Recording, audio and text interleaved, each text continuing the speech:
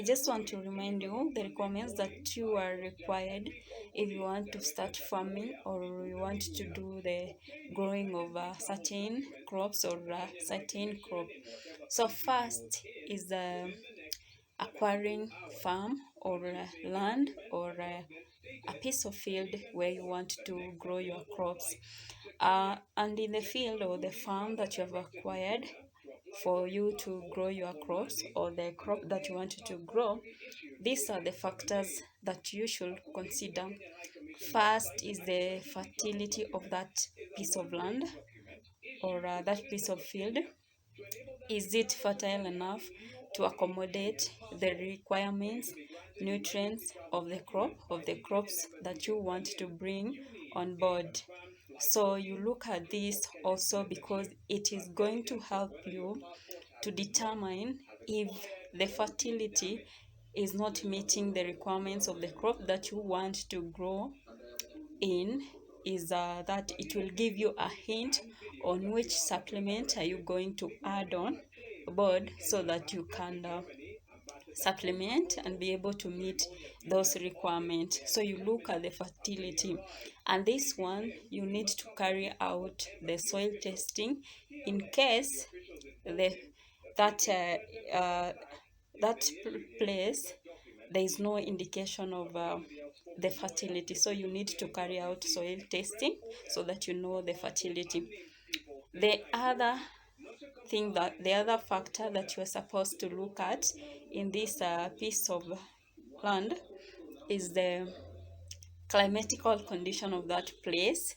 It should be meeting the requirements also of the crop or the crops that you want to bring on board so that you are able to really give this crop all the requirements that it should require for it to grow, because not all crops will grow in certain areas, so they really require their unique climatical condition. The third factor that you're supposed to look in this land is accessibility of water. Is water available in this area?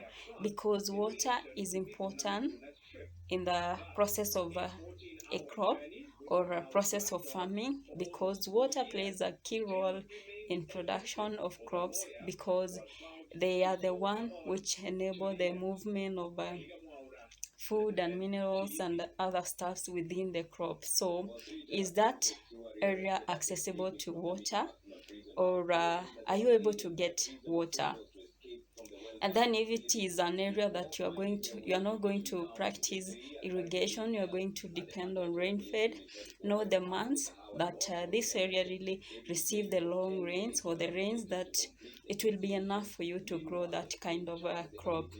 The other thing that you're supposed to consider is now the quality farm inputs, and these ones are the seeds that you are going to use. If it is if that crop is being propagated through seeds or vegetation, where are you going to get the quality ones? Because you just don't sow any kind of seed, or you just don't plant any kind of propagating material without knowing their quality, because what you sow is what you reap. So if you sow bad quality seeds, if you plant low quality vegetative materials, you are going to harvest something of low quality. Also, if you are going to put in fertilizer, are the fertilizer you are applying quality?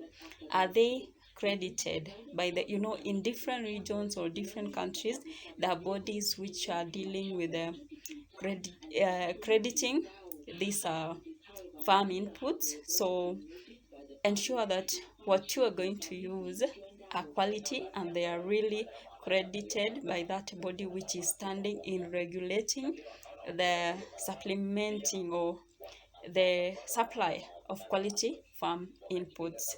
So these are very important. Also, in the process of a plant or a crop growing, you will be required at some point to have some chemicals, some pesticides, so that you can control pests and diseases. So also you you get the knowledge of where are you going to source this kind of chemicals, these kinds of pesticides, from which area, and those chemicals and pesticides, they are supposed to be quality. So these are simple things, but they are very key for you to understand, so that you don't make mistake, but you really have knowledge, information about them.